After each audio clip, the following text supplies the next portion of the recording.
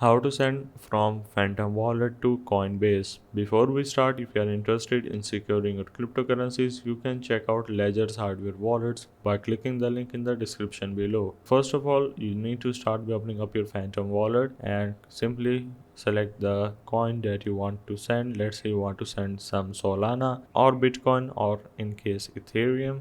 You can simply click any one of these, and then you should have the option of send, or you can directly click on send option on the top and select your token. Now in the name or address, you just need to open up your Coinbase and sign into your account. Right now I don't have Coinbase activated, but in general, if I show you the Binance process, you need to simply go for the deposit, and keep in mind this is just a general process. I'm not showing you the exact method.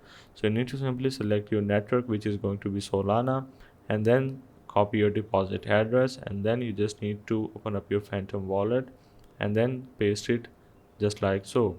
Now once you do so, you just need to click on the next option and proceed further.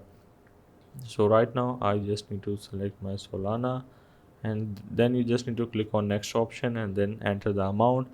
Click on next on the top right and proceed further, and once you have received, you are good to go. So that's the way of how you can send from Phantom wallet to Coinbase.